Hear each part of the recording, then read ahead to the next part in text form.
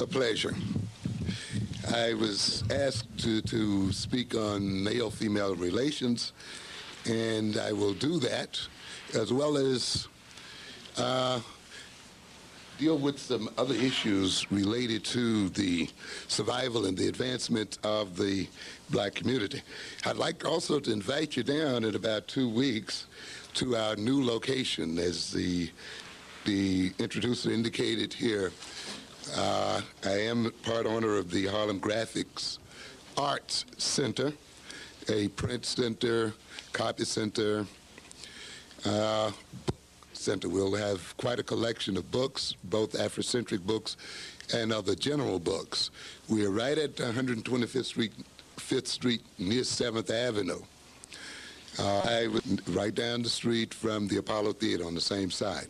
I'd like to see you come down. We are trying there not only to build a business, but to build an institution to serve as an example for the youth and others and adults of what can be done if black people work together.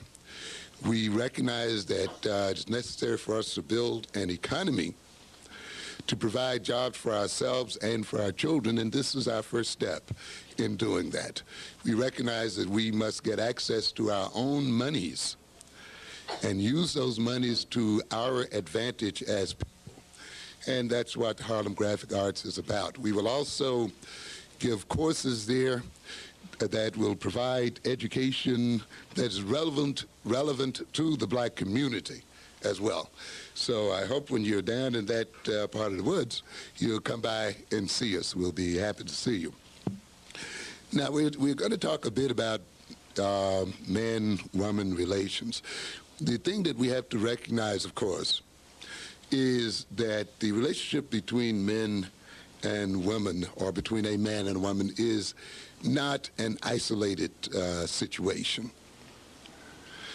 That the way you love one another, the way you love your girlfriends, your boyfriends, your husbands, your wives, your children, is rooted in a political, social system. Love, it just does not flow out of your heart. You know, and it's just not natural like we tend to think of it as being. It is influenced by your own experience as an individual, as well as by your experience as a people. One of the reasons why I wrote the book, The Developmental Psychology of the Black Child, is the fact that I wanted to bring to people's attention that you just couldn't read a standard book on developmental psychology and apply what was found in that book to the black child. Because black people have a unique history. It is the history of the black child is not the history of the white child. The history of the black parent is not the history of the white parent. The political, social position that black people are in this country is not the political, social position of whites.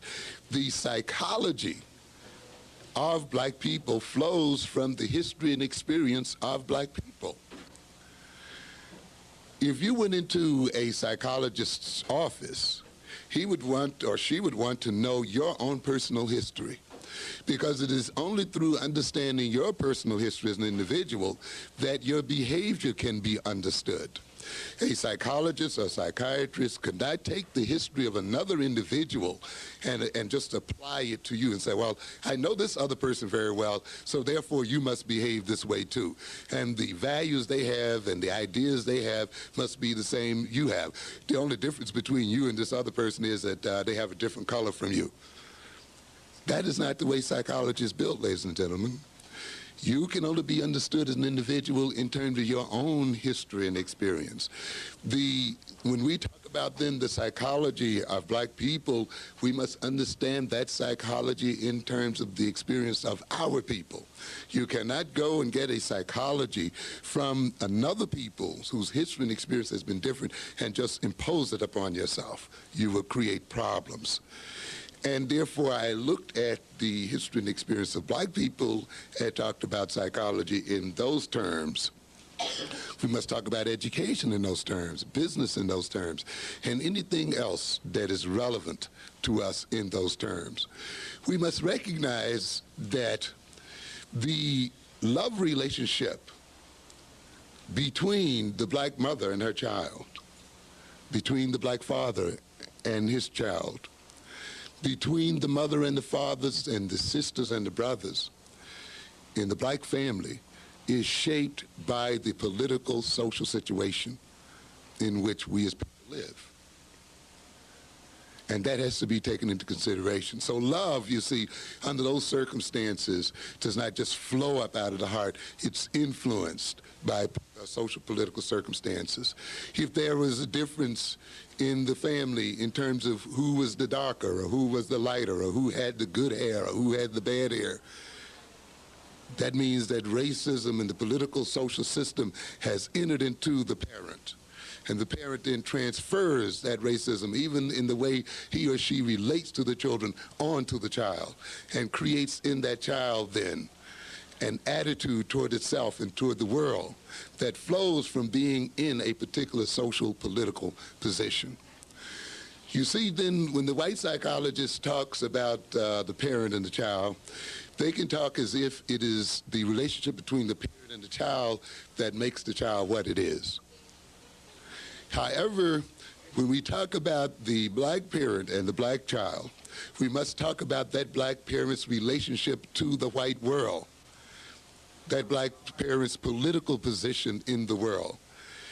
How black people have been dealt with in this society must be considered. And all of these things influence, to a good extent, how that black parent is going to relate to his or her child, what they're going to say to their children, how they're going to prepare their children for life, how they are going to express their love or not love toward their children.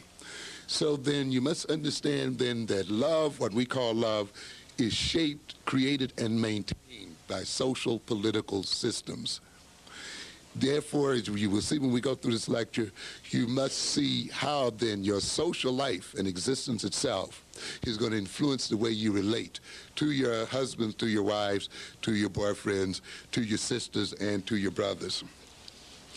I want to talk a moment or two in terms of what we call the relationship between love and community.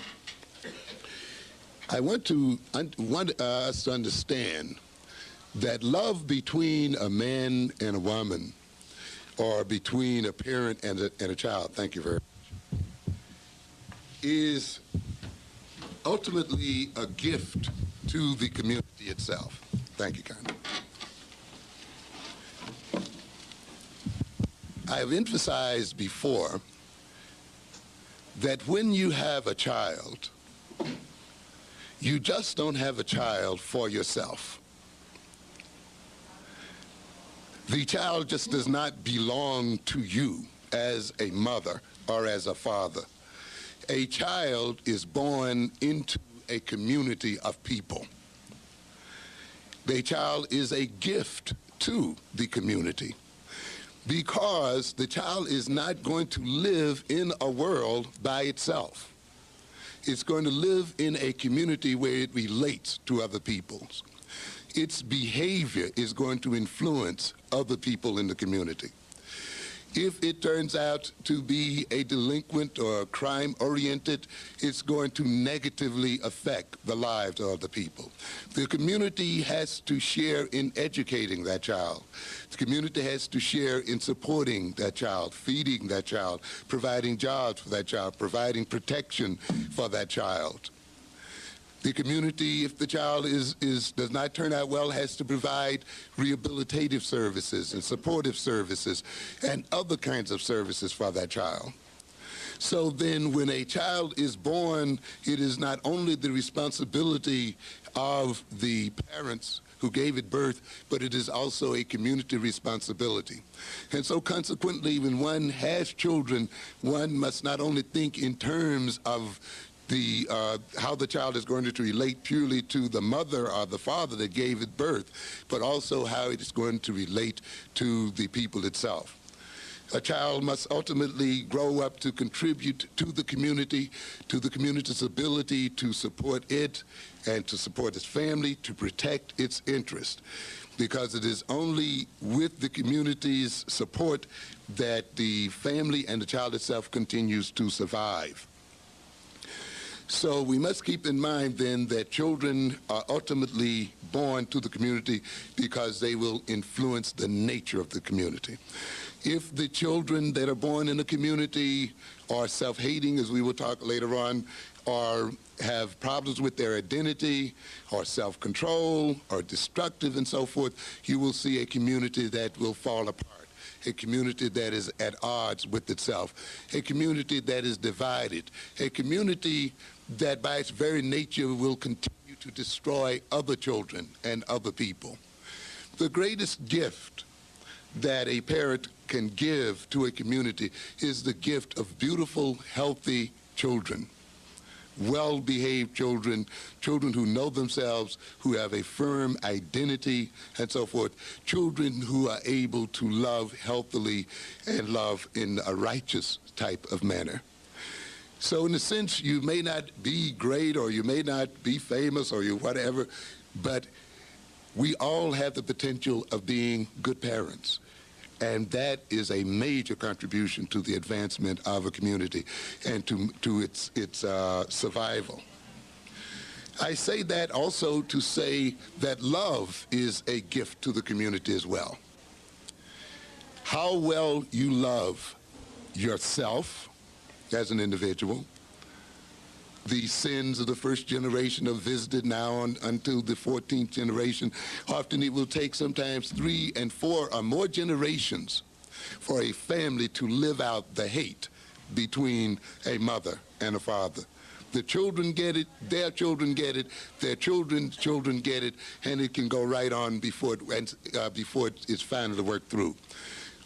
The children's reactions to poor love relations between mothers and fathers can lead to their own personal problems, their own interpersonal problems with other people as well. Those problems sweep out into the community.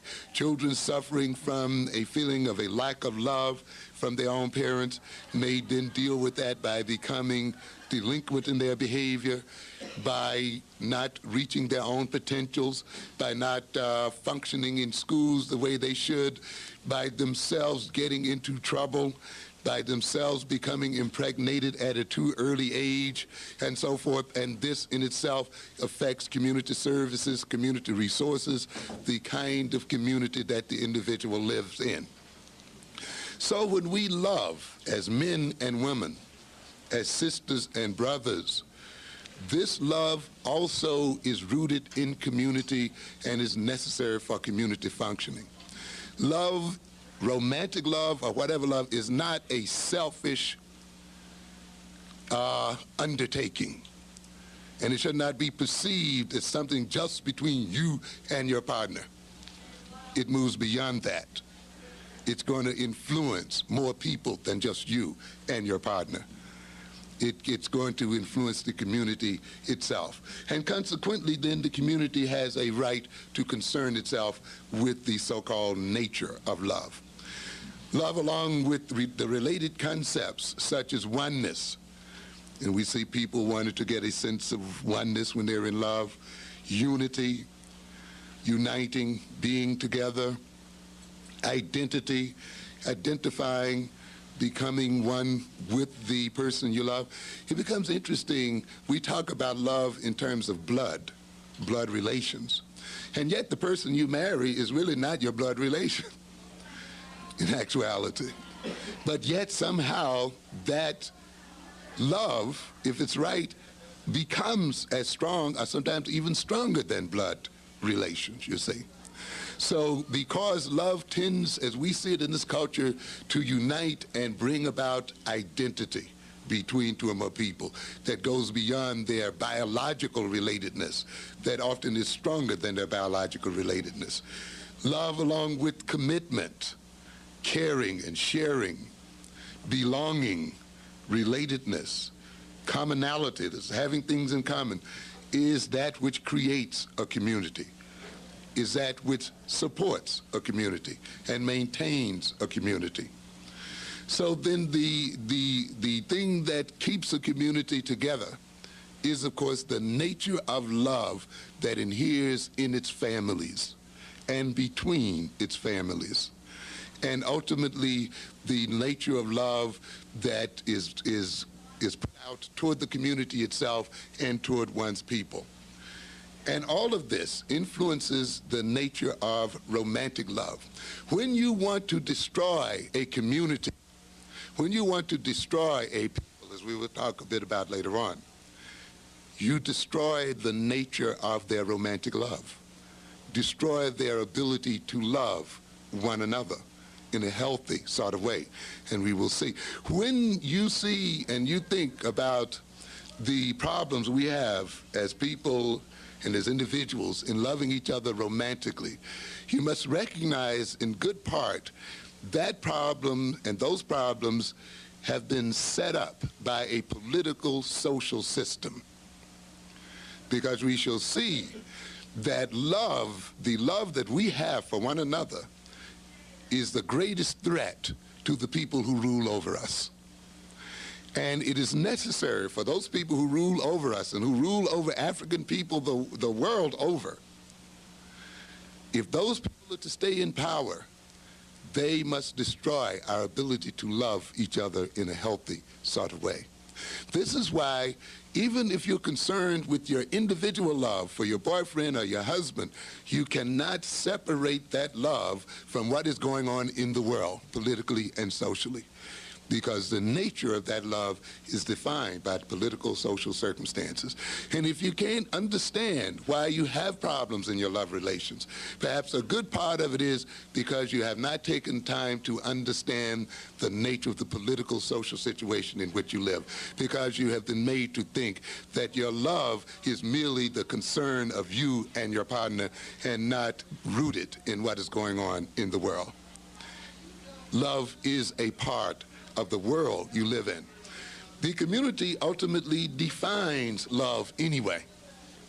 You see, many of us are raised in this culture, and we've been raised to think love is something just natural and just flows out of living.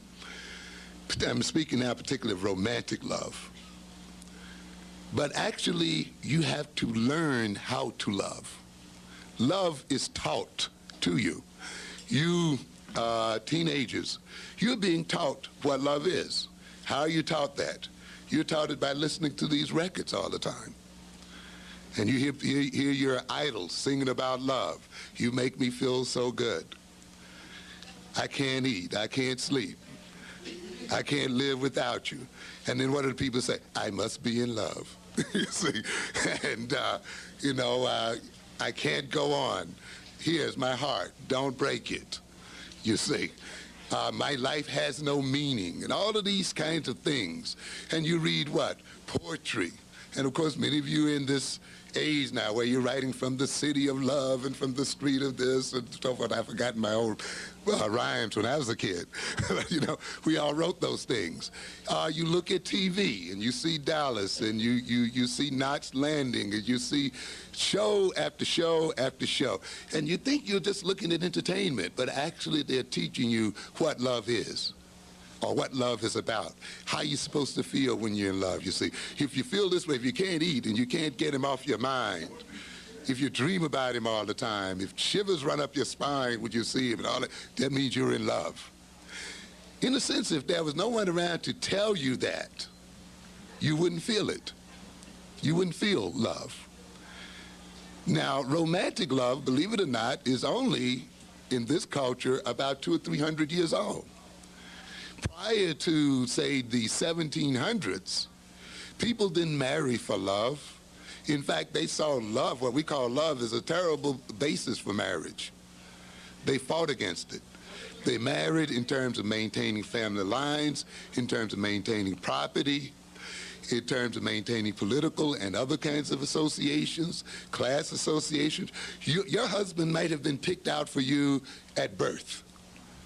You might not have even seen your husband until your wedding day.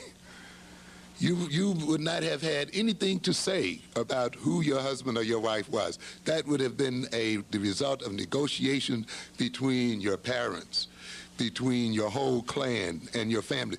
Because these families recognized that when marriage takes place between a man and a woman, the families are married as well. That you don't marry just an individual, you marry into a family, you see. And consequently, it was the family that came first in determining marriage and marital relations. Now, this sounds very harsh to us today because we've been brought up with this other concept of marriage, that is, you marry who you love. But we can trace the history of marriage based on romantic love. And it, to a great extent, was built on novels and poems, came out of the courts of Europe to a very great extent, which is the reason why we still use kind of the word courting. Many of those people had nothing to do all day but develop rules about how you used to court and how you deal with the man and a woman and so forth. And eventually that worked its way down into society. Poets started writing poems about love and emotion, and eventually the average person started picking it up. As the society changed toward industrialization and so forth, and as families began to break up, where aunts and uncles and 3 and 4 generations no longer lived in the same household, then people started making their own individual choices about who they would marry and so forth. And often those choices started being made in terms of emotions and feelings. We have found out in this culture, though, that merely marrying someone because you love them does not guarantee the unity of the marriage hardly any more than the other forms of marrying people as well. But the point then I'm trying to make here then is this, that even the community you live in defines what love is and teaches you to love in one way or the other. So even in that sense, love is community, and it is a part of community. To a good extent, some of the problems that we have in this country and in our communities is a result of the wrong definition of what love is, where the community has come to accept a concept of love that works against its interest. When people are getting married because they are in love, and yet half of those marriages are more fall apart, and the other half of those are living in conflict and hostility, then it must make you think that there is something wrong in the way we define love in this system and in our community. It means then there is a time perhaps for the community to redefine what love is and what love is about. It is in your interest as young people that the community teaches you a new form of romantic love and loving one another. Why? Because it will enhance your ability to stay with the man you love and to stay with the woman you love, to keep your children with you in your family, to develop healthy people and to develop a healthy community. So your interest, even as young people, should be in how your community defines what love is. Not only should you listen to these records or just dance to these records, you should take out some time and think about what kind of love is this record projecting? Is this a kind of love that is ultimately going to be productive for me and my boyfriend, for me and my husband, for me and my children? And you may find that some of these records you're listening to are really not in your best interest. While they're making you feel good and they're good for the party, when you look down the road, the way they're defining love and how a man should relate to a woman may ultimately destroy you and destroy your love relationship, the one that you want to keep so much. So then there is a very definite relationship between love and community. And the community itself has a very deep and abiding interest in what love is and how love should be defined and expressed. I want to indicate here then some things about the consequences of what we call the love instinct. Freud has a very interesting theory of what he calls the id. We won't go into detail there, but however, he sees the id as containing two major instincts, along with others. A love instinct, what he calls sometimes eros, and a death instinct, you see.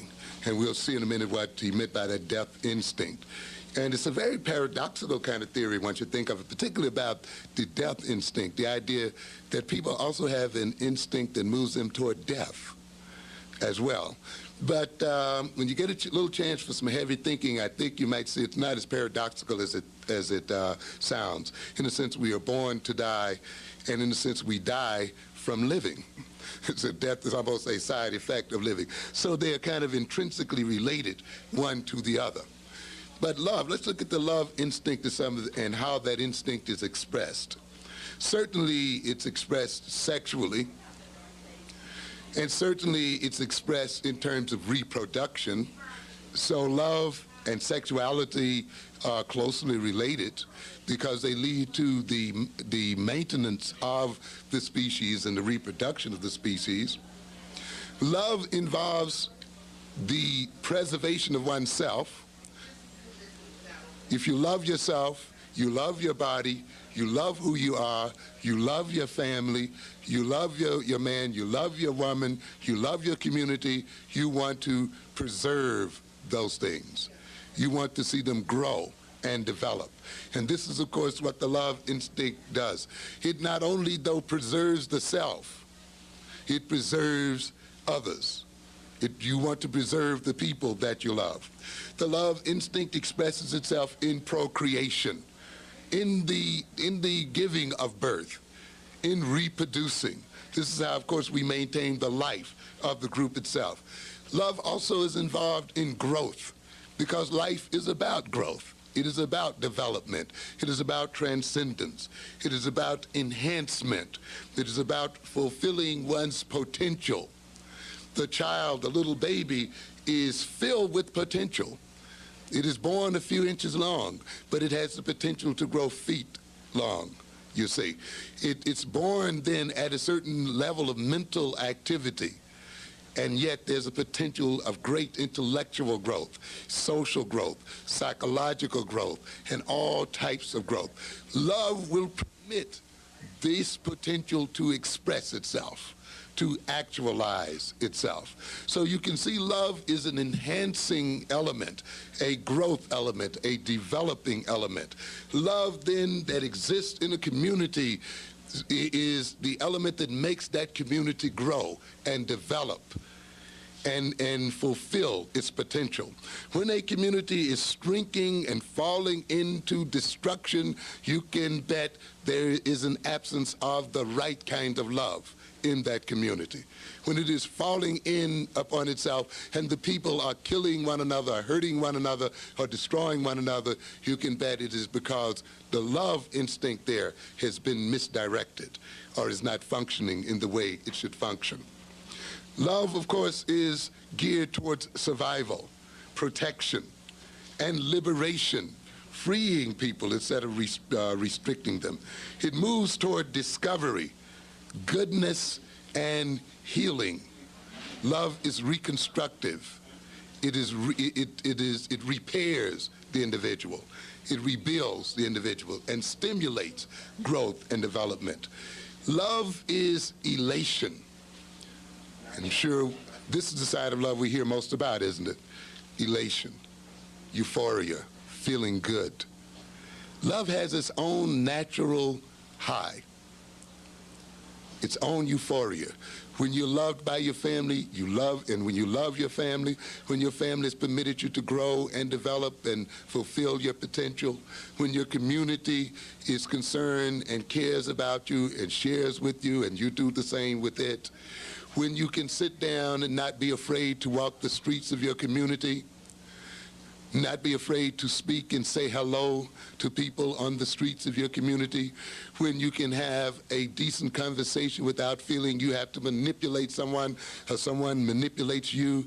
There is a beauty and there is a euphoria about that kind of feeling. There is a tendency to smile and a tendency to be happy and a tendency to be free and a tendency to be honest and open. This is what love does when it operates well within a community itself. It takes you beyond yourself. That is, it is what we call transcends. It moves out beyond.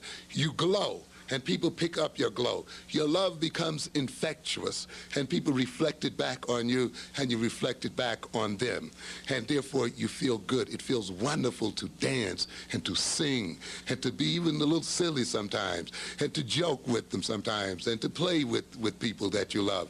And it just makes you glow with health and glow with happiness, and it's a beautiful kind of thing, and you naturally want to stay with your people. You naturally want to be around your community. You naturally want to be a part of its movement forward and so forth. So love has in it a built-in beauty and glory, a built-in euphoria. We're going to see then that love can develop from love. I think Whitney Houston has a song out now. What's the title of it, the current one? I know you know it's very popular. Pardon me? The Greatest Love of All. And part of it is said, she found her love when she found what? She found herself, and she found her love in herself. You cannot love, as we shall see in a moment, others without self-love. You cannot be filled with hatred and hostility toward yourself and love somebody else in a healthy manner. You can only get to know other people through knowing yourself. It is through the self that you reach others. You will only, though, get to know yourself if you're surrounded by people who love you and love you in a healthy sort of way. As we shall see, when you're around people who don't love you in a healthy sort of way, you're going to hide parts of yourself from yourself.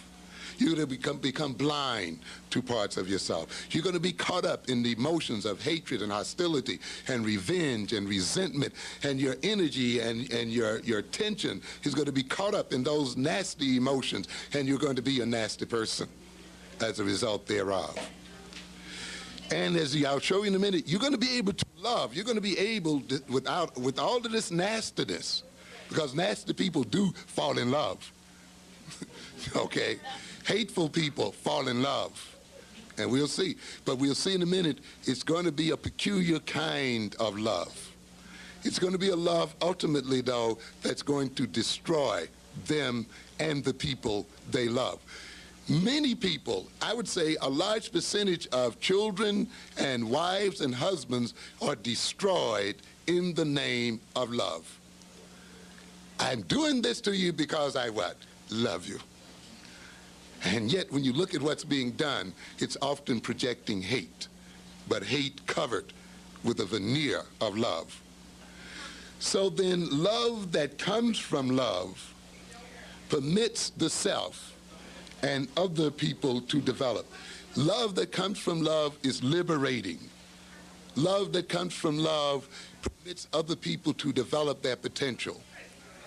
We will see later on that love that comes from hate is love that's destructive, is love that restricts, is love that's possessive, is love that makes the other person a servant of oneself, is love that ultimately degrades other individuals. You see, so in a family, a child has to be raised with love and in a loving sort of way, so that when it loves, it then will create more lovely people and lovely children. Let's look a moment then at the hate instinct. We talked about the love instinct or the life instinct, and now let's look at the death instinct. And there is a death instinct within us. Freud talked about it as saying, in man there's an inherent need or desire for him to return to his origins. We, of course, are people, our bodies are made of the earth. Some of you, of course, are familiar with the Bible verse, dust thou art, and to dust thou shalt return. And so he builds his philosophy to a degree by saying then, ultimately, the end point of life is a returning back to the earth itself. And of course, there are philosophical issues that this implies.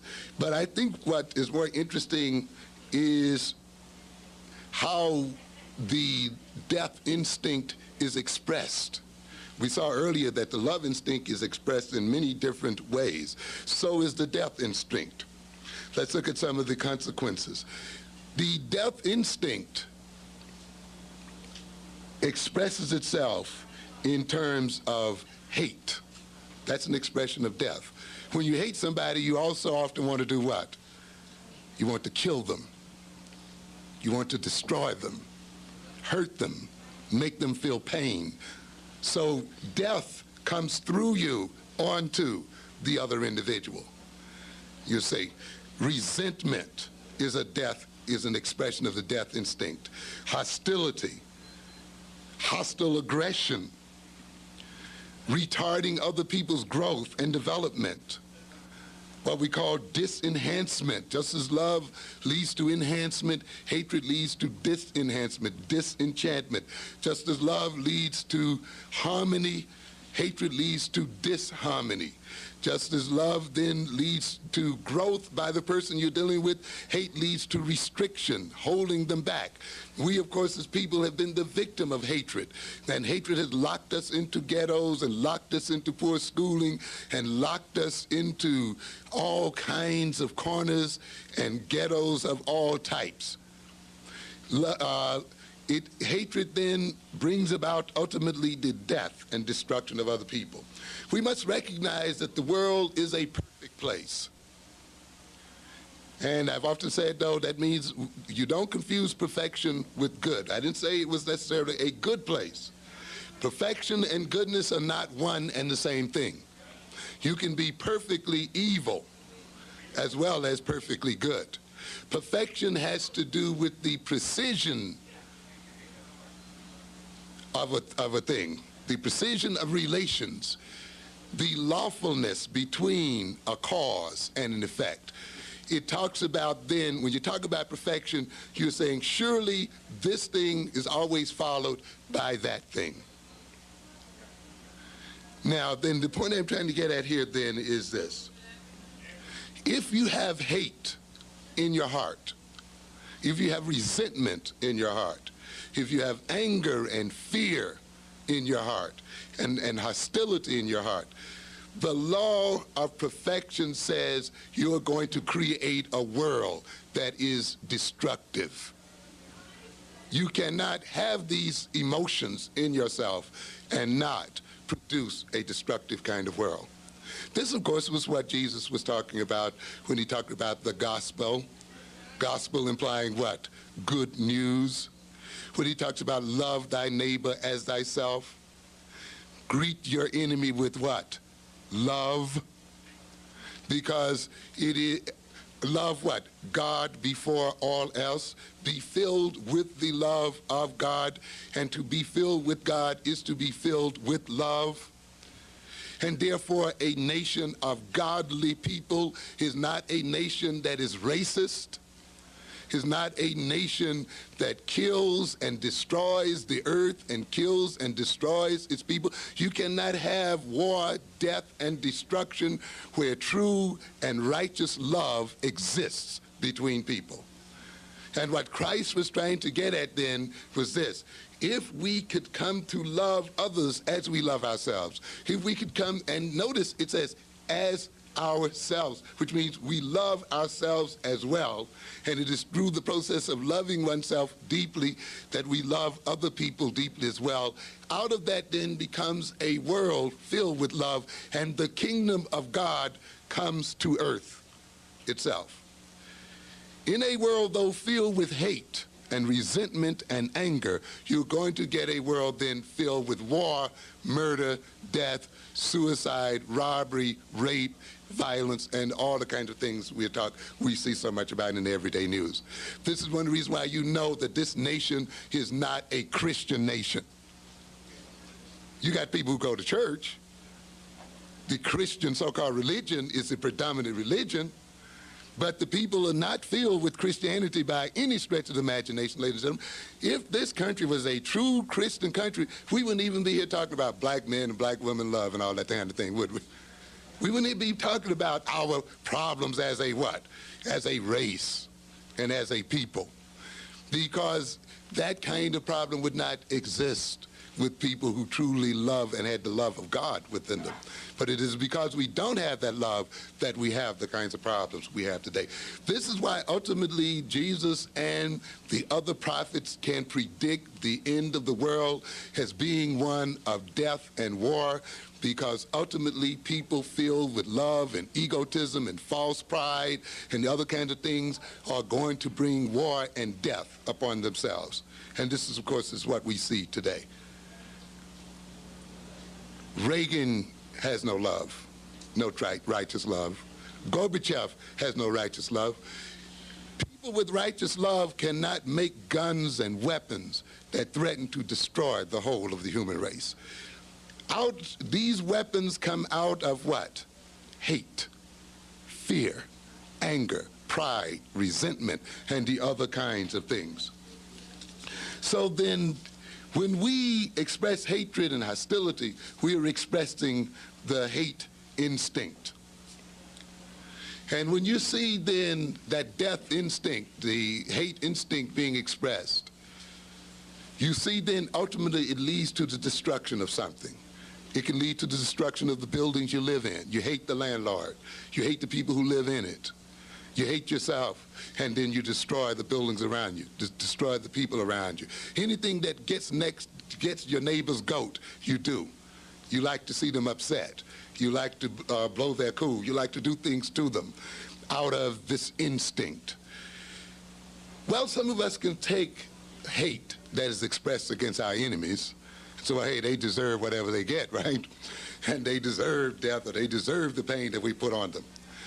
But you know, there's one thing peculiar about the hate instinct and the death instinct. It's no respecter of persons. Your own death instinct can turn around against you as an individual. You not only can hate other people, but you can what? Hate yourself.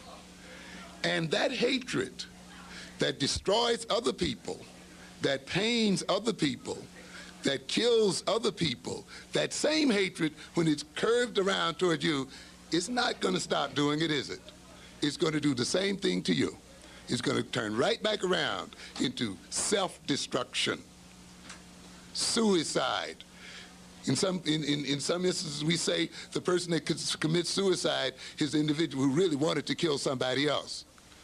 But for some reason, they lacked the courage, or they didn't quite know who they wanted to kill, or what have you, and ultimately they turned then that instinct upon themselves. Hate then leads to self-alienation and self-destruction. It leads to depression. You know, when you're depressed, you talk about yourself. I'm no good. I'm a low so-and-so. I don't deserve to live. I'm worthless. The same kind of thing that you tell another person when you hate them. You're low. You're this. You're a dirty dog. So forth. When you're in depression, often you'll do what? Turn it right around on yourself. I don't deserve to live. When you hate somebody else, you say, you don't deserve to live, I'm going to kill you. Often then, when you're into self-hatred, you tell yourself the same thing. I hate myself. I don't deserve it. I could just die. I wish I would die. And often people will proceed to die and to kill themselves. It leads then to descendants, where the love instinct leads to transcendence and moving beyond the self. Often then the hate instinct moves to descendants and going into oneself to decadence. Hatred leads, it has its euphoria, but it's an unnatural euphoria. That is, you're going to get your kicks not from self-love and the loving of others, but from trying to deal with your own self-hatred, trying to escape your own self-hatred. You can only feel good when you've hurt somebody. You can only feel good when you've slandered someone, when you cut someone down, embarrassed them, conquered them, beat them in some kind of way. So you have some people, they get a euphoria from hate, but it is a euphoria that leads either to the destruction of themselves or the destruction of someone else. Or in dealing with that euphoria, then they have to go into drugs and alcohols and the other kinds of things as a way of getting a good feeling one way or the other, because hatred is not a good feeling, whether it's expressed outward, ultimately, or inward. It leads to sadism, the desire to hurt someone else and then get a pleasure from seeing them hurt. You have some people we call sadists, right? Whose only pleasure and sexual pleasure is putting someone else in pain. Often the rapist does not really want sex from the woman. And sometimes with the rapist, you can say, well, here it is, you can have all you want. And at that point, he loses his interest. He wants you to what? Struggle and fight, and he wants to degrade you and hurt you. And it's only through the degrading of his victim and hurting the victim and forcing the victim against their will and seeing the victim in pain that he gets his climax or gets his sexual jollies, you see. And this is what the sadist is about. A person filled with hate is often a person who can only get pleasure through hurting in one form or another. Masochism is also in there. The individual who can only get some pleasure from being hurt, from being dominated, from being ruled, from being degraded in some form or another. And you have places in the village where masochists hang out, waiting for someone to come along and treat them like a dog for the night, so that they can get at some kind of sexual pleasure. It's a pathetic kind of situation. A lot of this hatred comes out. A lot of this pleasure comes from enslavement. Now let's look then at the kind of love, as we said earlier, that comes from hate. We said nasty people love. Oh, they get all these great feelings we talk about in the records. And they go for trying to hook into someone and get someone to love them only. And they experience this great love. But, ladies and gentlemen, it is not enough to love. The love must be based on the right foundation. One of the reasons why so many marriages are falling apart today, even though the people, when you see them on their wedding day, they say they're getting married because they love each other, is because they love each other for the wrong reason. It is not enough for you to have a feeling of love, to be caught up in the cuteness of some boy, or to be caught up in how sweet he is, or to be caught up in how you can't get him out of your mind, how he makes you feel, how his touch just makes you go off all over. It's not enough. That's not enough. You cannot base a family or long-term relationship on that kind of love. You cannot base having children on that kind of love, you see. You must stand back and look and see upon what kind of love, on what kind of roots that love is growing from.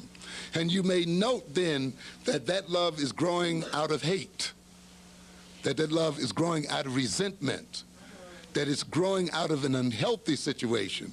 And even though you have this great feeling and this great longing and this great need, those feelings and those longings and those needs will ultimately destroy the one you love and destroy the children that you claim to love. Because a love that flows out of hatred is a love that's ultimately selfish and self-centered. Is a love that ultimately does not give the other person humanity and does not recognize them as an individual.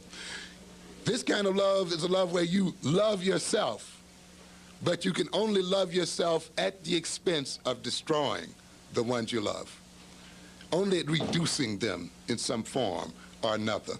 Love that comes out of hate is a love where you're going to love somebody who maintains you in your self-destructiveness. What did we say earlier? When you hate and you hate yourself, you also engage in self-destructiveness.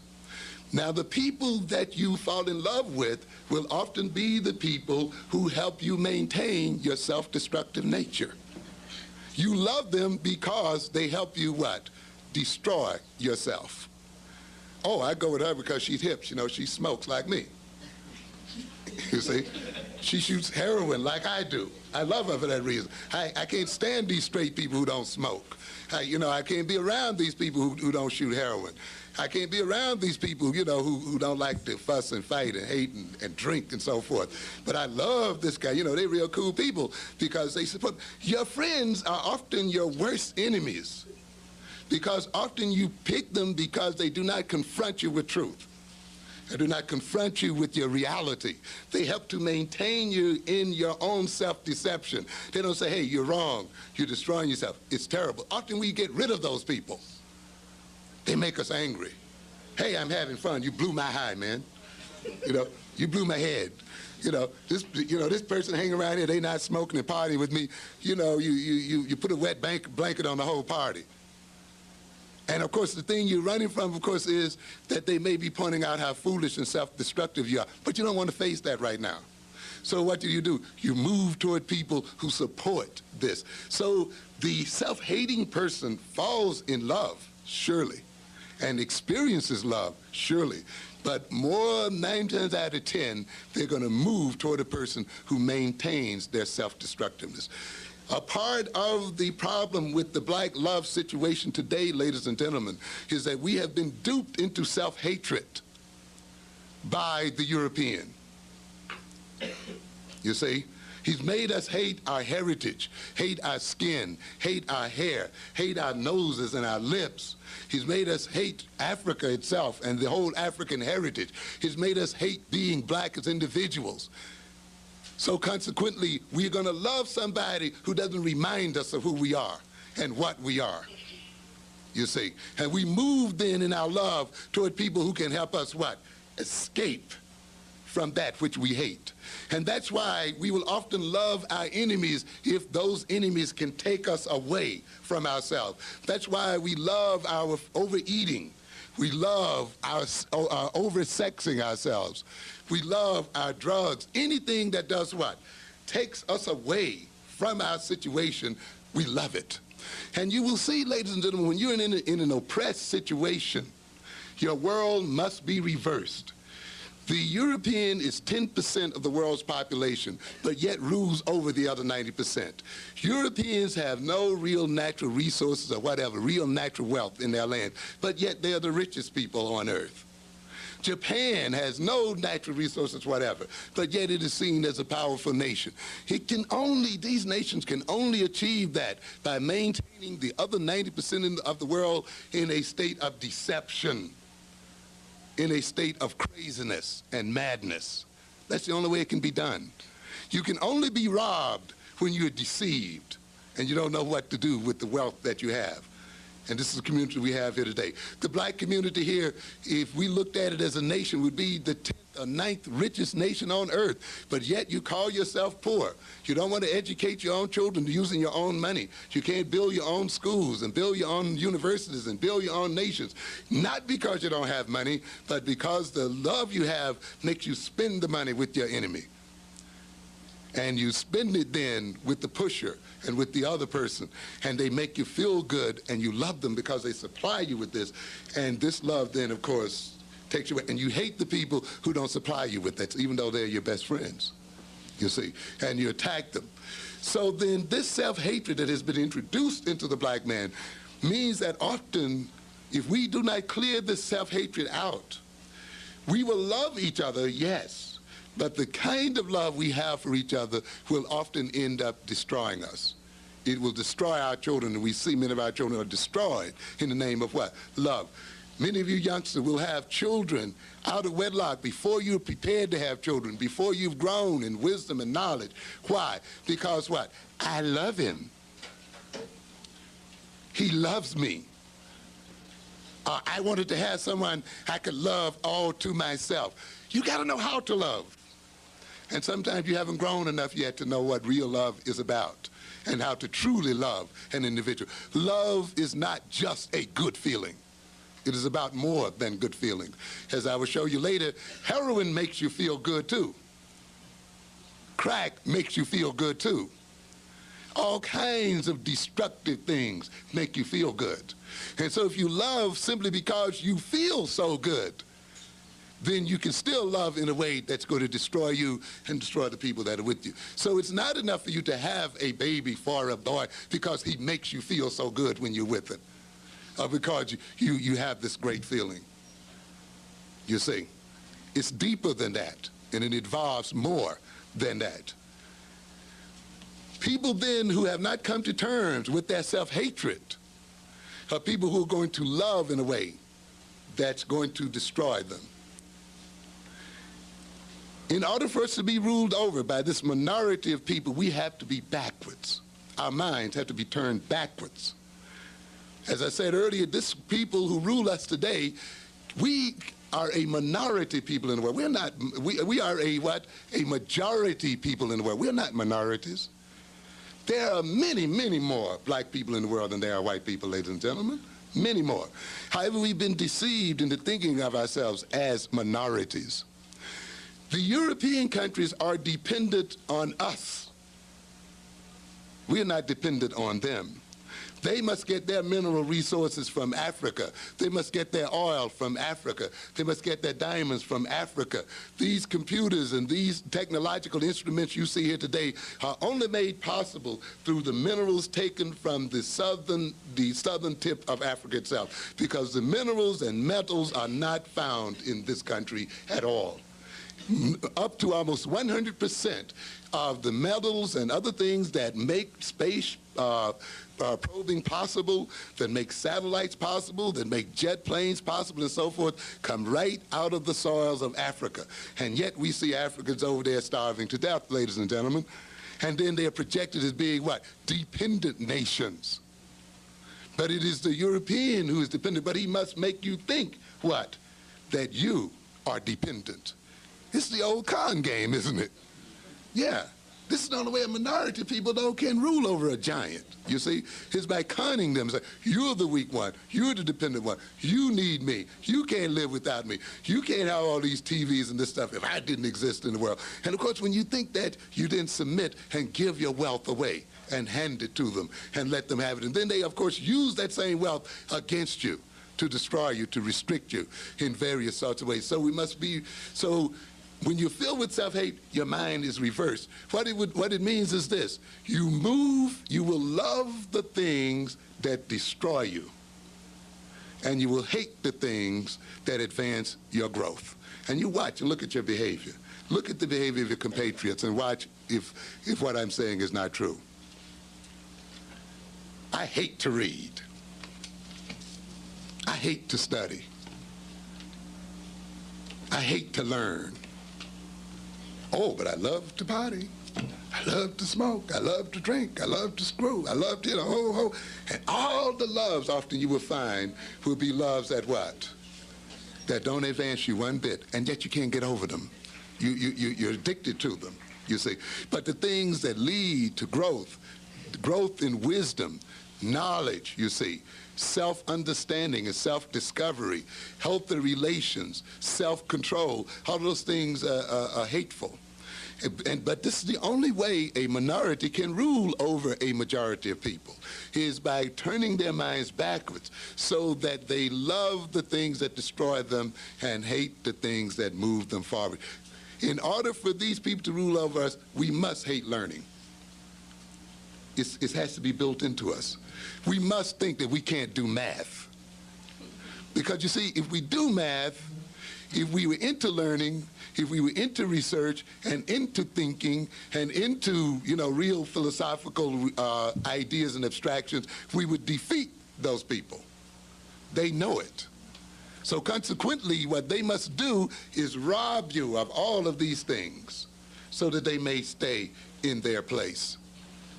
And you'll see that even in the man-woman relationship. A man often robbing the woman of any intellectual growth, any personal growth, any knowledge, any wisdom, because he sees that as the only way he can rule over her and maintain her under control. And if she shows that she's growing and developing, he gets angry and resentful and hateful. I tell many of my students sometimes, my female students into my classes at the college, you know, before you get through being educated, many of your husbands are going to leave you, or your family's going to break up. And of course, some of them get angry. You know, what? Who are you to say to what? So-and-so. But I know the nature of what many of the men you deal with. Jealousy. You're hanging out with those college boys. You see, or now you're getting too smart, or now you're trying to move past me. And I've seen women who had to leave college because the husband is giving them such a hard time, or the boyfriend is giving them such a hard time, or he's hanging out in front of the school, or going through all kinds of changes. I've even seen families have their children removed out of the college because this is the first one in college and they are wrestling with this one maybe moving in some kind of way. And so in almost all kinds of blocks are thrown in that way, even if it means keeping up noise or disrupting them in some form or another. Often then they destroy the individual. We love those then who keep us from realizing our self-hatred. You see, one of the reasons why we get so euphoric when we're in love is that by focusing our minds and our energies and our obsession upon another person, by trying to live through another individual, by trying to make that individual our total world, by idealizing that individual and making them some goddess or some god, we think by that it's going to lift us up beyond who we are. It helps us to avoid knowing who and what we are. It keeps us from hating ourselves.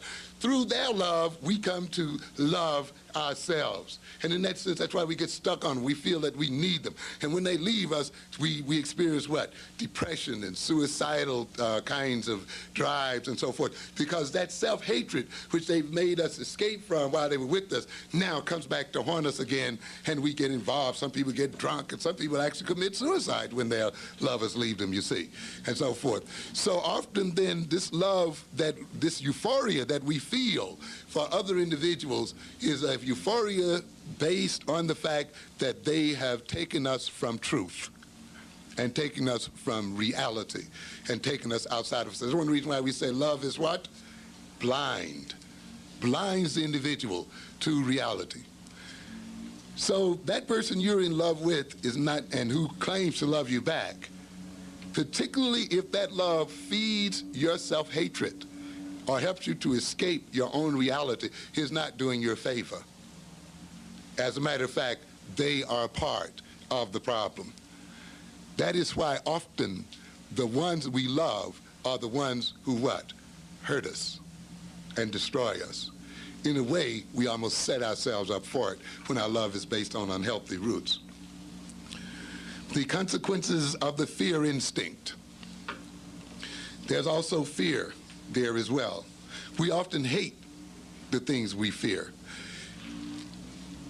The love for our aggressors comes out of fear.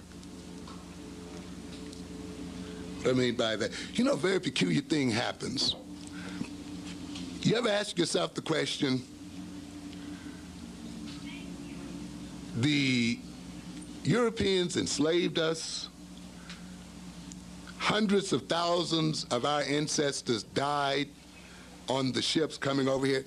And some of you youngsters and others, when you have a chance to read about how the African was transported over to this country,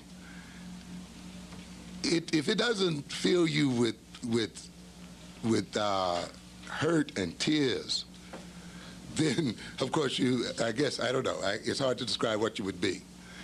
Take time and read this kind of situation where people had to go for weeks at a time with no headroom, with maybe about this much room between them and the floor where they could never stand up, where they laid down on the rough planks and the sea, as it moved the ship, rubbed the very skin and meat off their bones, where they had to lay in their own urination and their own defecation, where they were chained often to people who were dead next door to them and so forth.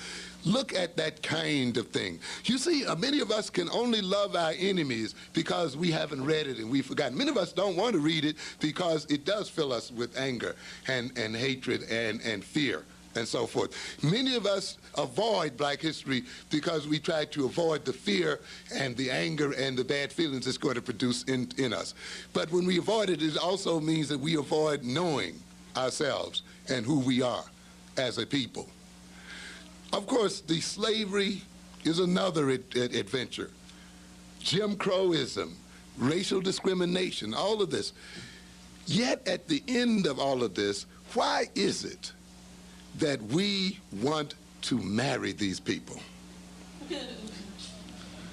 Why is it that we want to sleep with them and live with them and roll with them? Why is it we just forget all of the things that they have done to our grandparents and our great-grandparents and the things they're doing to us right now and the things they're going to do to us in the future?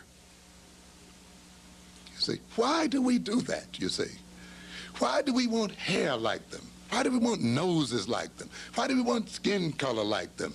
Why do we want to talk like them and walk like them and be like them after they have done all of this kind of stuff to us as a people? Why do we love them more than we love ourselves? Have you ever thought about that kind of issue? And yet this happens all the time. And it is a very standard thing in psychology. We call it love for the aggressor, identity with the aggressor, where one loves the one that persecutes them in an unhealthy sort of way and identifies with the person that persecutes them. This goes on in families. We don't have time to go into the psychological details of this, but this is a part of what Freud talked about when he talked about the Oedipus complex. That his theory is that the boy comes to be like his father because the boy hates his father. And it's a very interesting kind of concept there. He wants to get rid of his father. Then how does he come to be like his father, we say?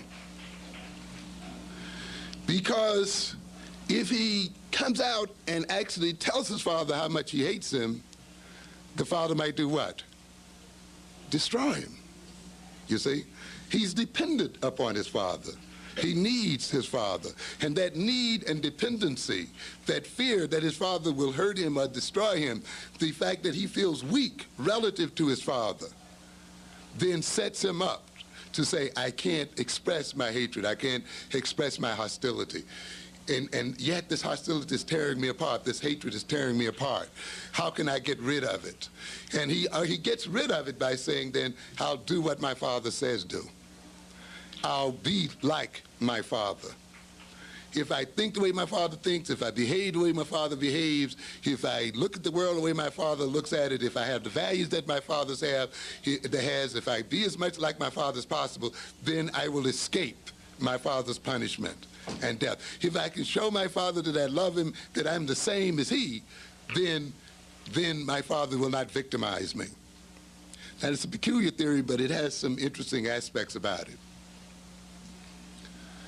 To a good extent, the relationship between African peoples and white people is a father-child relationship.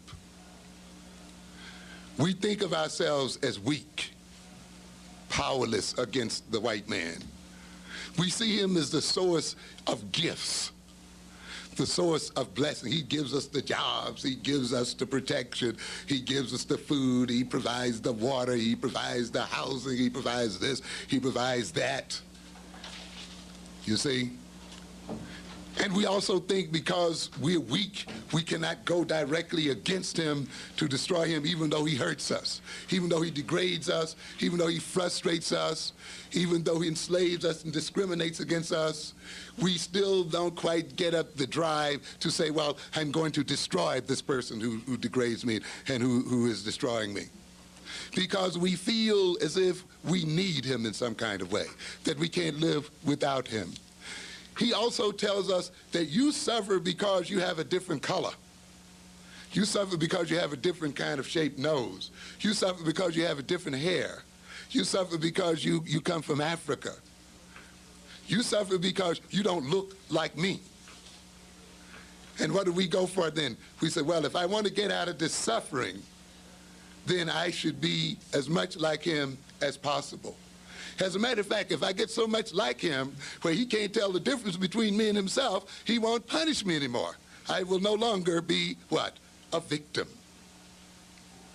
So therefore, we are motivated then to come outside of ourselves, to move toward the person that is destroying us and victimizing ourselves, hoping that if we can get them to love us, and if we can show them how much we love them, and if we show them how much alike we can be, we can get them to not see us as colored. You know, look at me, don't look at me as a black person, look at me as a person. You know, to abstract us. In other words, in order for other people to love us, they must not see the blackness of our skins. They must see some kind of invisible abstraction before them. True love is a person who sees you for all of your blackness and your big lips and your big nose, and you kick your hair and still does what? Loves you. If they got to remove your hair and they can't see you standing before them as a black person, they don't love you, ladies and gentlemen. For a person to say, I don't see you as black, how can you not see me as black? I'm standing right in front of you. But this is the kind of thing we want these people to do, to abstract who we are.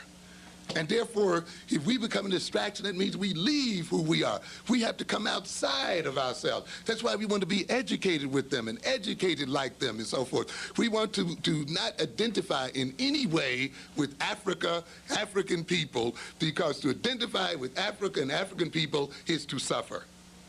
So consequently, we even come to hate ourselves and come to hate our people and come to love the people who destroy us, but it's an unhealthy kind of love.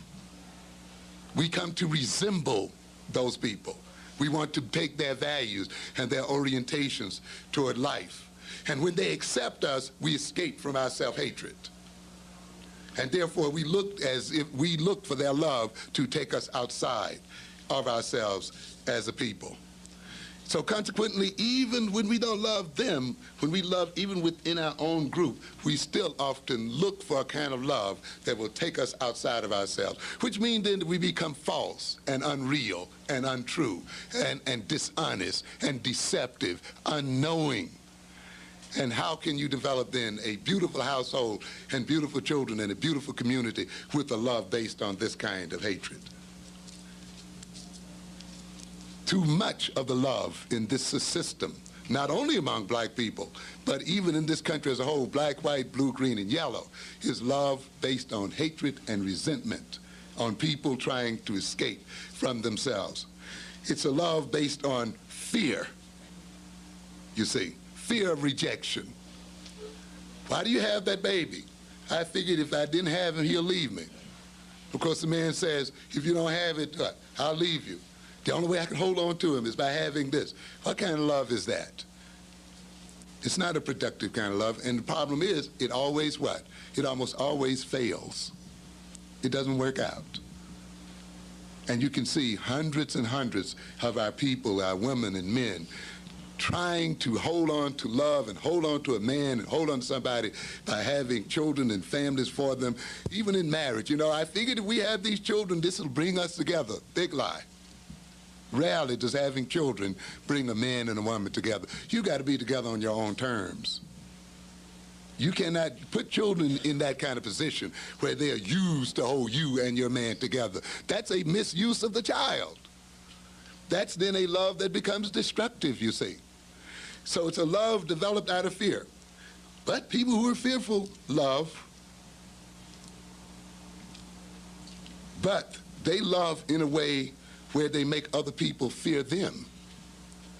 You see, if they feared, and the greatest thing that an oppressed person fears is really himself and self-knowledge and self-knowing. Because they're afraid when they look at themselves, they're not the big person they think they are. They're not the big hero they think they are. They're not the smart guy they think they are. They're not the cutest guy they think they are. They're not God's gift to women and God's gift to the earth. They have many weaknesses and lacks in their own personality.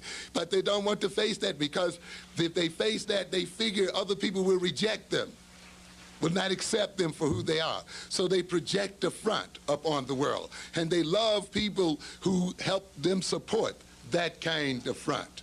They're running away from anxiety. So their life is built around avoidance.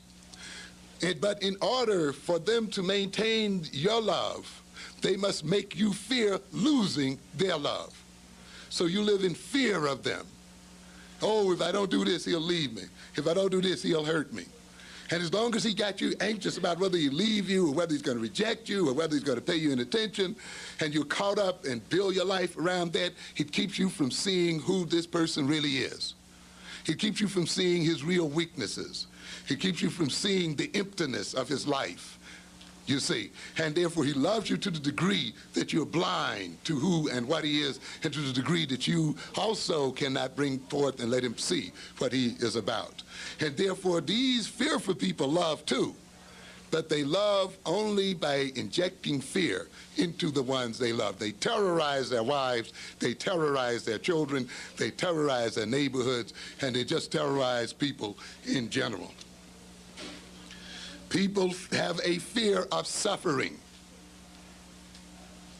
A great part of the problems in this world is a fear of suffering. You know, we've grown a generation of people here who feel like there's something constitutionally wrong with suffering, you know? And I guess that may be this movement from the country to the city. You see, if you're born in the country like I, you learn how to suffer and bear it. You know, to get up at 4 o'clock in the morning before sunrise, and whether you feel like it or not, and get out there and do what has to be done, whether you feel like it or not, to solve your problems, to sit down and study, to do your work, whether you like it or not. Your liking it or not has nothing to do with it, but we got a generation here that says, if I don't like it, I have no right to do it. I have a right to be happy all the time. There should not be any suffering in my life at all. That's crazy and it's stupid.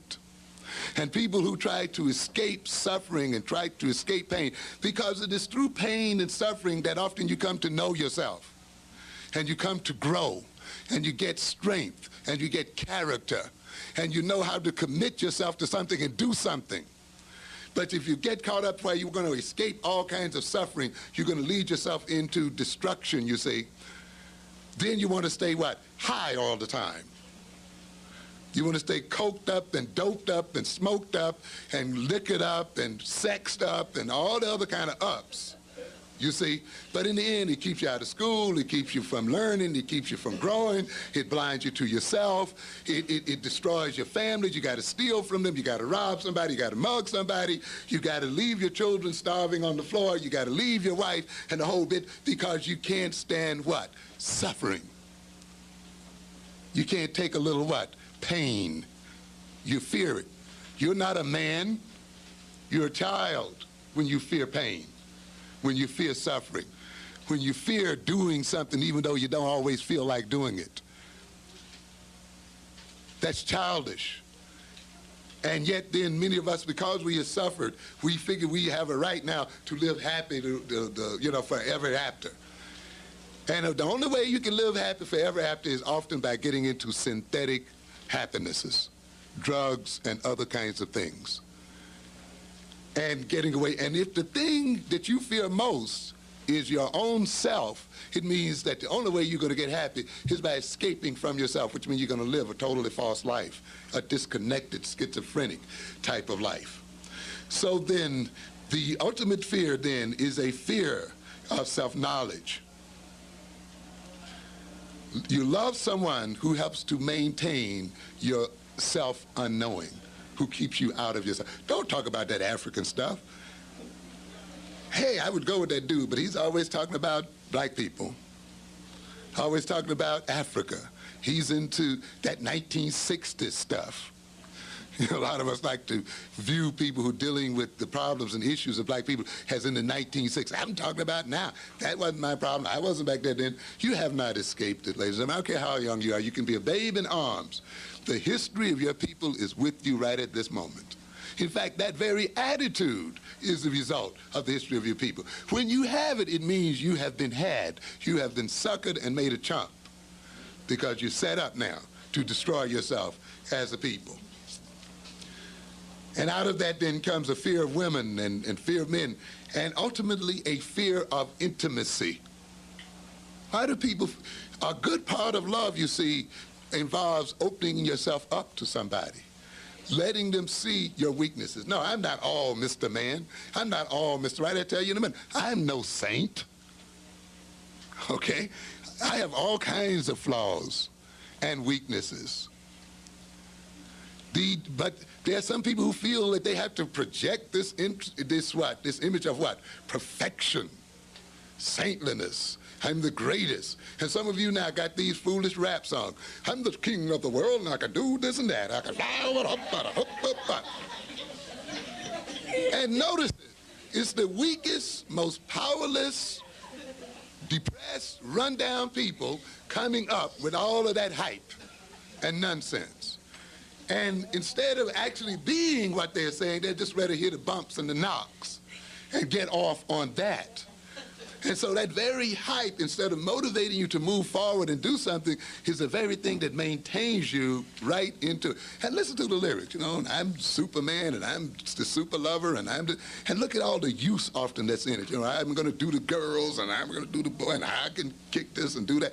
And watch it. It's filled with unproductive kinds of behavior. But at the same time, it hypes people up, you see, in some kind of way.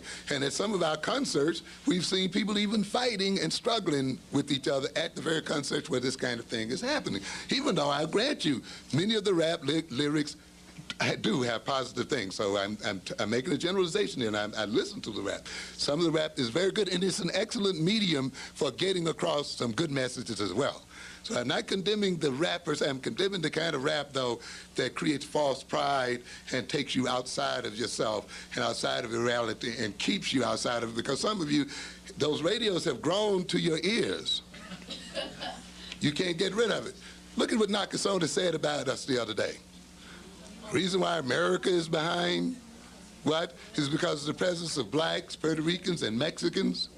And women don't, when I'm on TV, don't remember what I say. They only remember the color of my tie. These are the people, though, that you keep in business, and watch the arrogance come out of them. Still seeing us like what? Dogs and children. Hardly any of you with these radios can go to a black dealership and buy it. But yet you support Japan.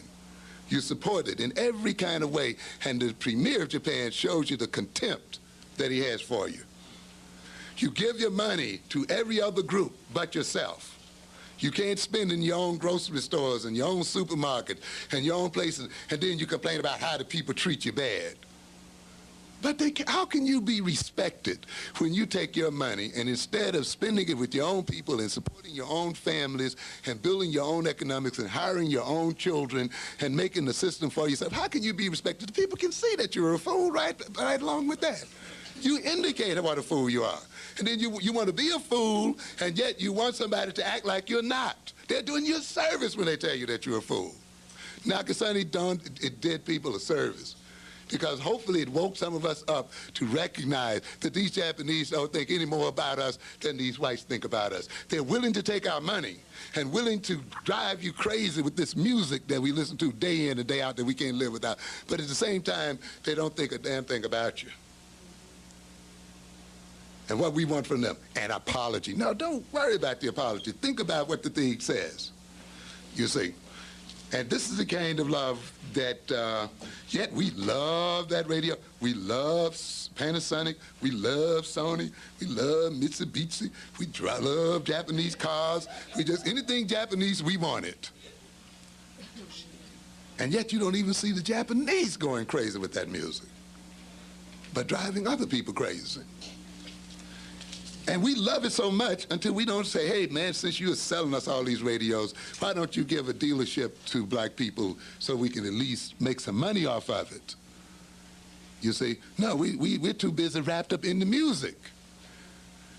Your black people make over 60% of the money in the music industry is made by black people.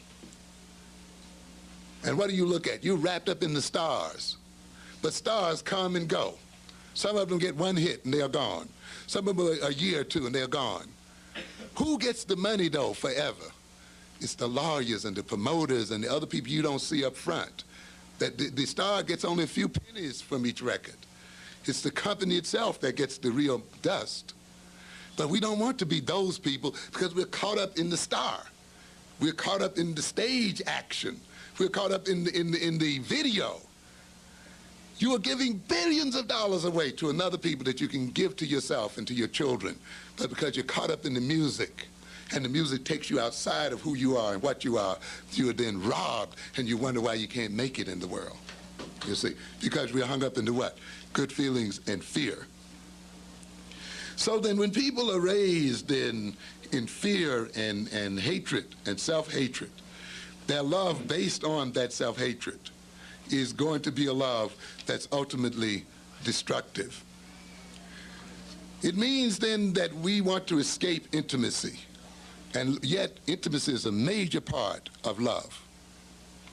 Exposing oneself to being hurt. You see, many people, I can't love because what? I'm going to be hurt. I can't stand it. I can't stand being hurt. So either I want love, or else if I do fall in love, as the song goes, when I fall in love, it will be forever. That way I won't have to feel the pain if it leaves me. And so you drive a man crazy. You drive a woman crazy, because even when they spit in your face, you still cling on and hold on. Because you say, oh, it's raining. You see, why? Because you're afraid that you don't have enough strength and power to survive and be on your own. So then, often then, you don't want to reveal yourself and open yourself up, because you tend to think, if they really knew who I was, they wouldn't love me. You see, so then you cut yourself off and you love with a part of yourself. That leads to frigidity, that leads to impotence, that leads to unsatisfactory sexual relationships, that leads then to deception and dishonesty in your relationship with your boyfriend, in the relationship to your husband, in relationship to your wife, because you're afraid, and the man that says, well, if I let her know I'm weak, she'll take that weakness and manipulate me with it. Take advantage of me with it. And the woman says the same thing. So you have two people here who live in hypocrisy, one with the other. So consequently, we escape intimacy. These people then who love out of fear and hatred, then fear being self-revealing, because it makes them vulnerable.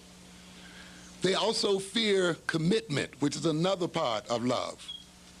To commit oneself to another person, to commit yourself to their protection and to sharing with them and caring for them, to put your resources at their disposal, to struggle to make life better for them and yourself. But people who have self-doubt, people who have self-hatred, people who've been outside of themselves and therefore have not developed their talents, have problems with commitment. Because they want to appear often to be successful and powerful and great and filled with beauty and all this other kinds of stuff. And they feel if they make a commitment, then they will fail. They will be shown for what they really are.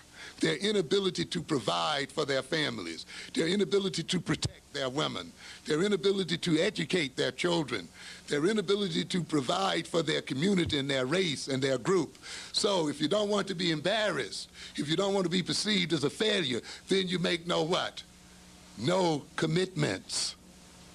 You see? And therefore people who love out of fear, who love out of self-hatred, who love out of their inferiority complex, love people who don't demand anything from them, who don't require that they what?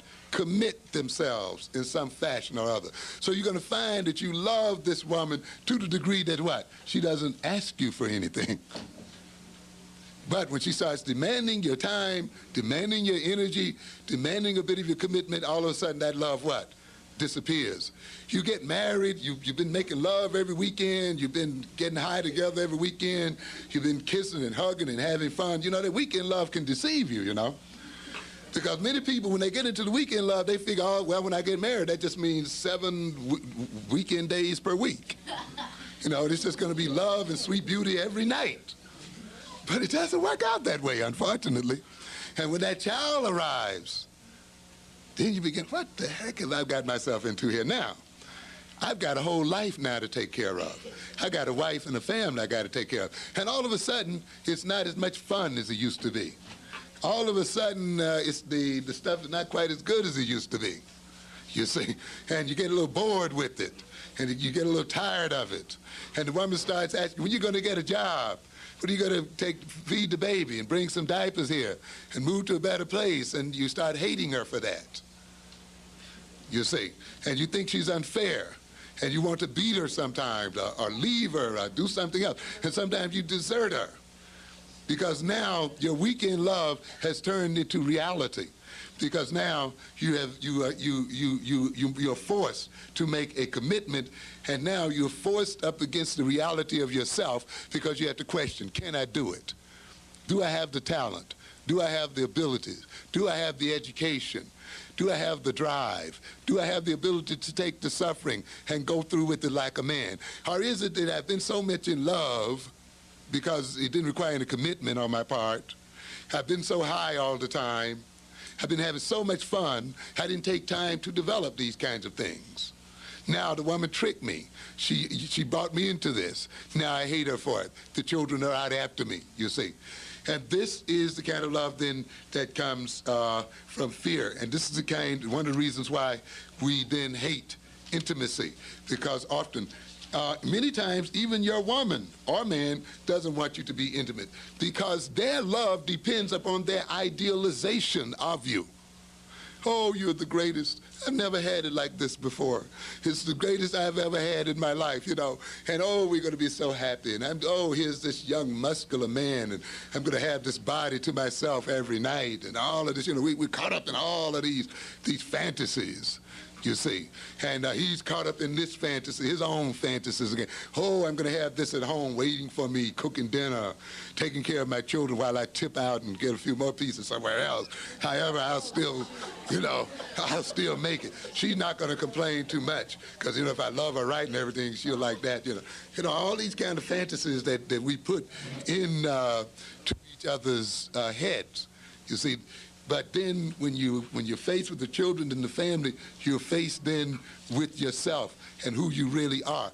But what I'm saying here too is often the person with you doesn't want to see who you really are, because they're getting such a great thrill from who they imagine you are. We often then fall in love with love, you see. We fall in love with the feeling. Hey, don't spoil this thing with reality, man, please.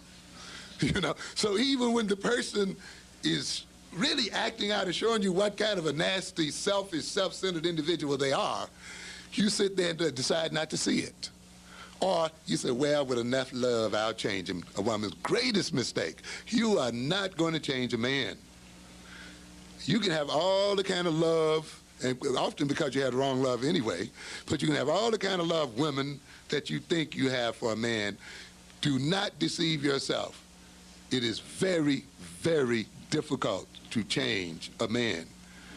And to think that you're going to change a man after you get married to them is to wallow in deep self-deception. If he's not halfway right or three-fourths right before you get hooked up, leave the man alone, I'm telling you. Leave. Cut it out.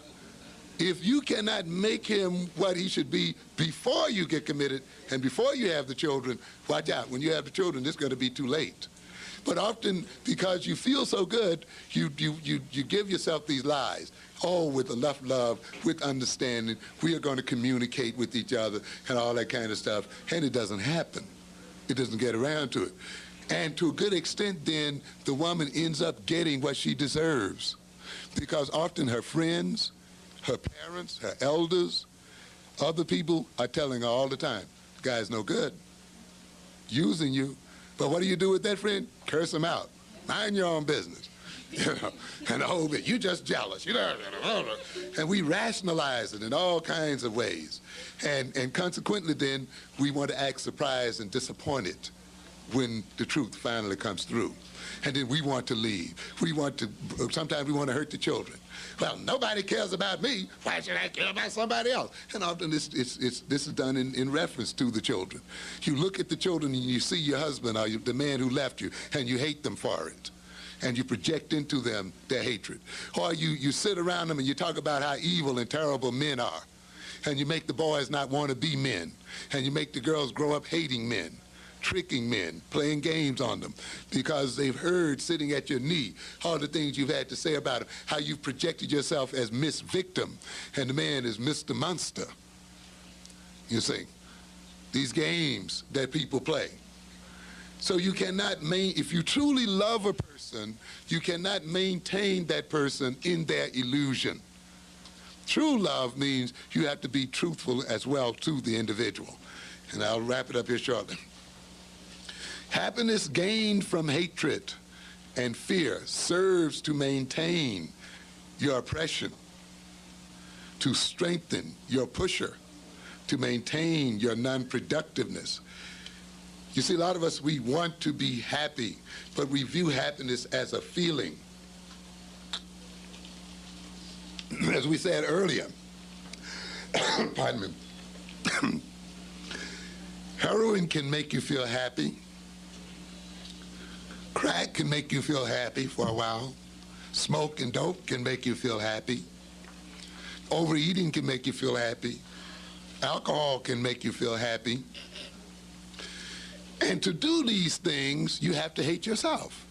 To sit and watch yourself become enslaved to a drug, to watch yourself become degraded where you have to sell your body in order to get a few seconds high, to go through beggary, to have to rob, to have to steal in order to get a moment of what you call happiness, to take a man's abuse, to take his degradation, to get what you call a few moments of happiness, means ultimately then that you are serving that person. You enrich the pusher. You enrich the people that oppress you. You give false pride to that man. When he misuses you and you put up with it, he grows in his pride and grows away from himself. He gains power through your own destruction and putting you down. It makes you unproductive as an individual. You get caught up then in trying to get this feeling. This often happens to our people as a people. We are so much, and we want to be loved by these Europeans so badly until we forget to spend the money with ourselves.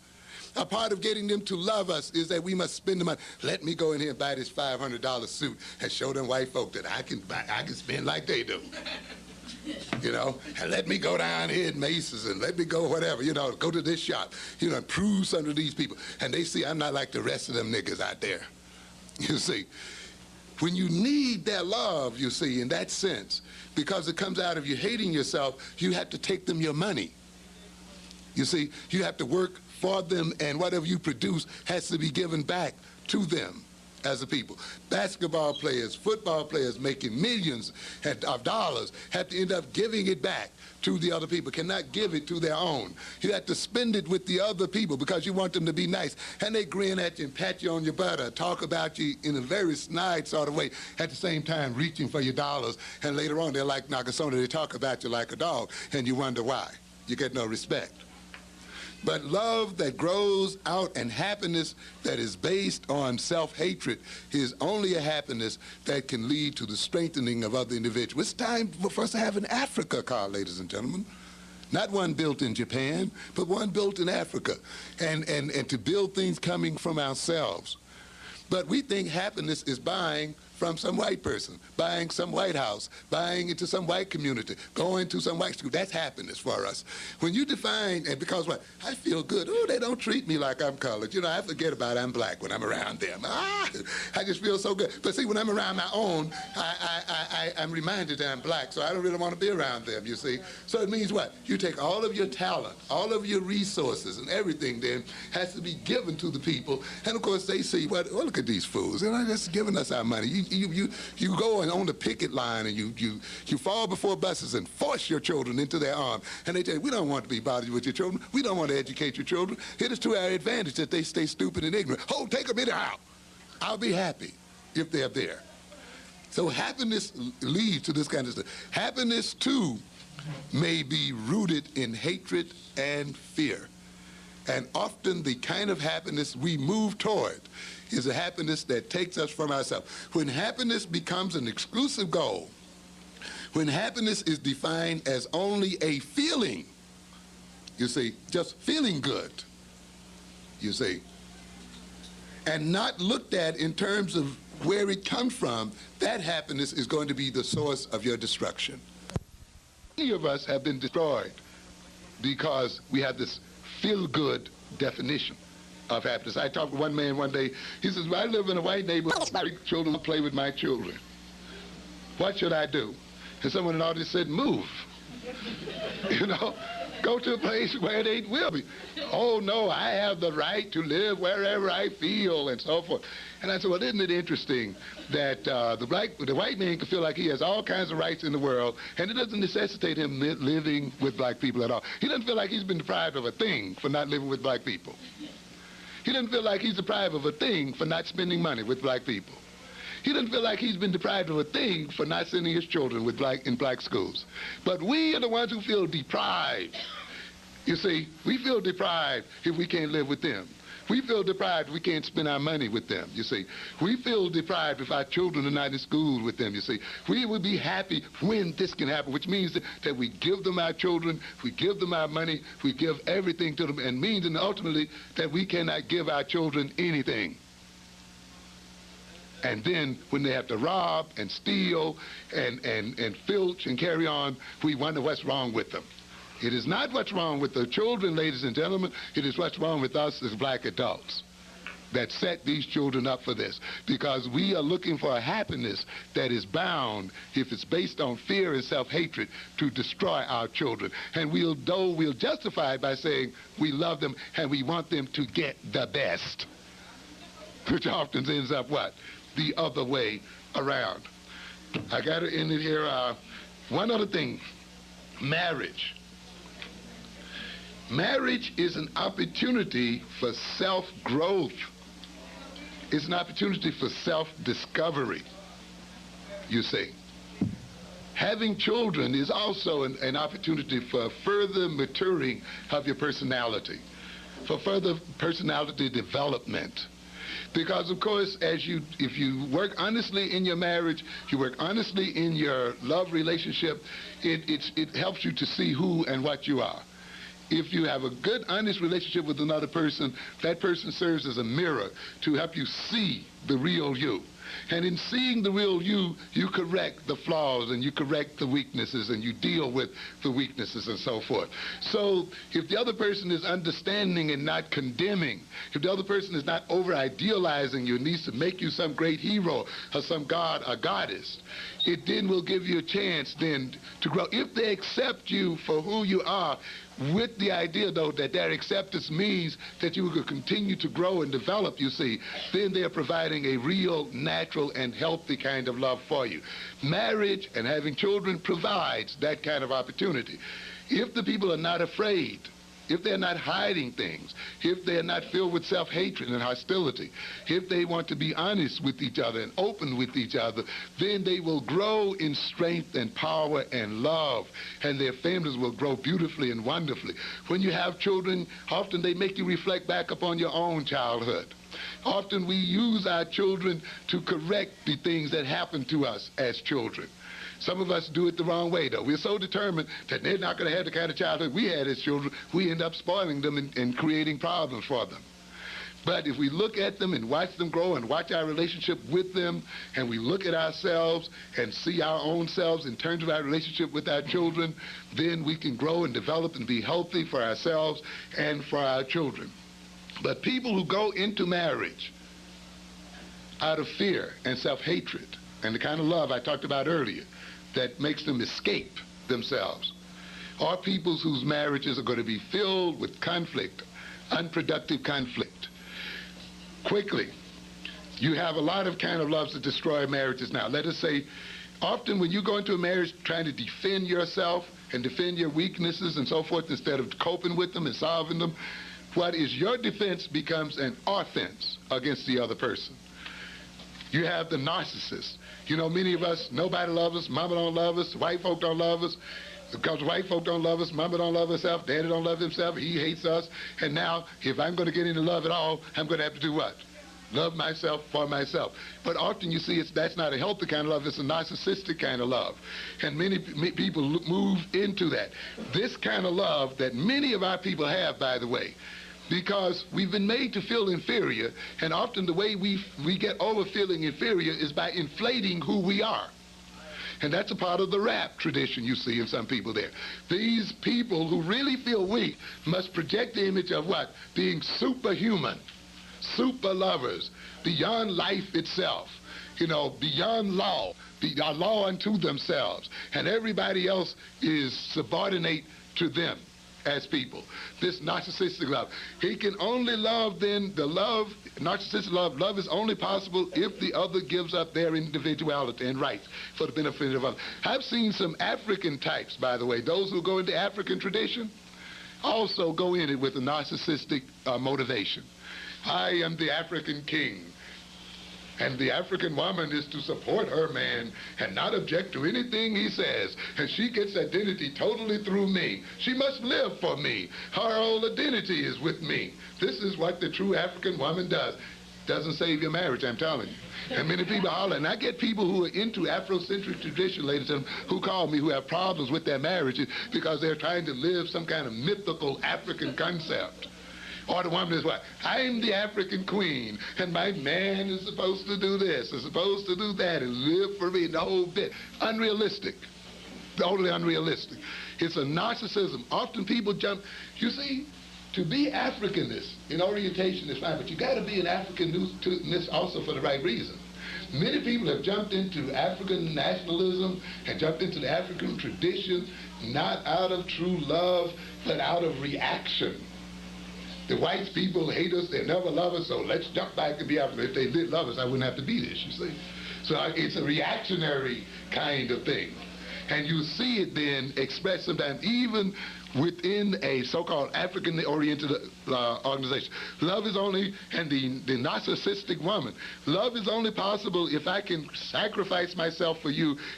I'll die for you. I'll, give up everything I have for you.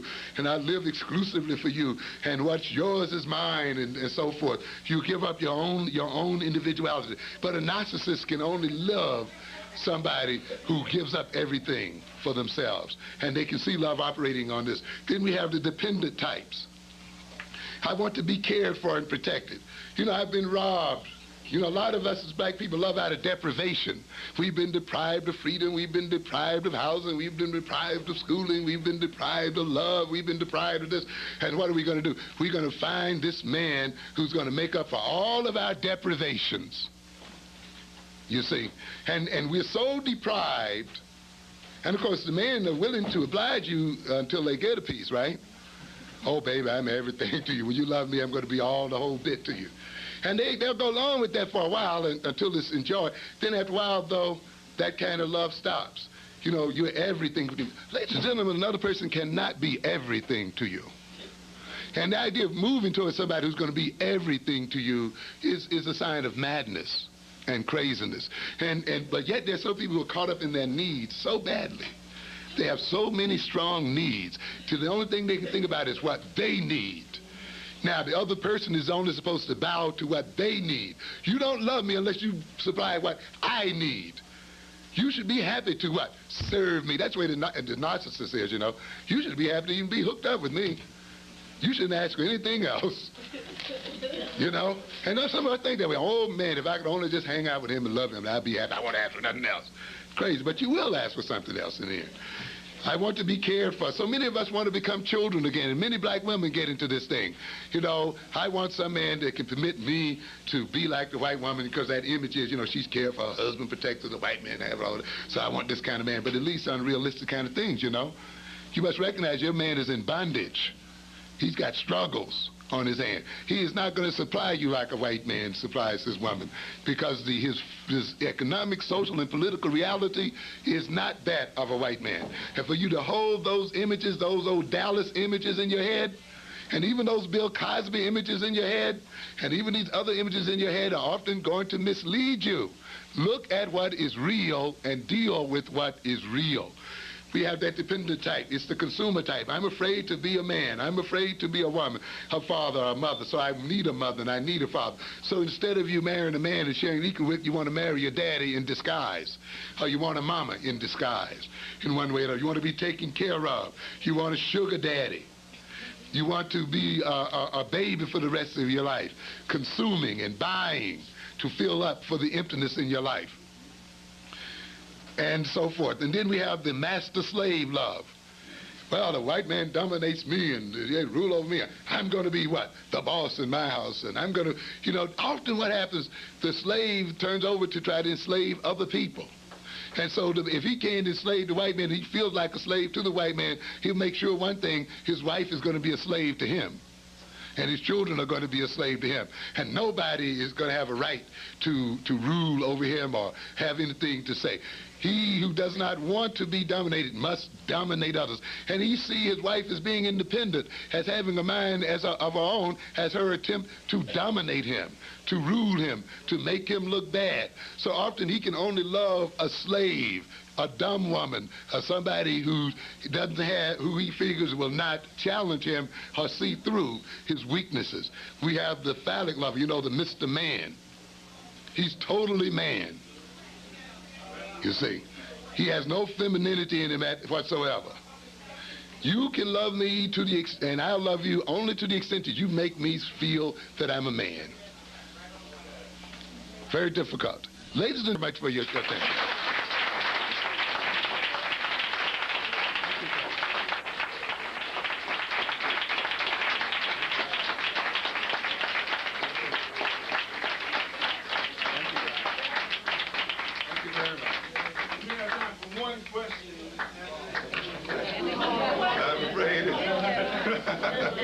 I'm afraid I've eaten up the question. Okay, have a seat. 1 second.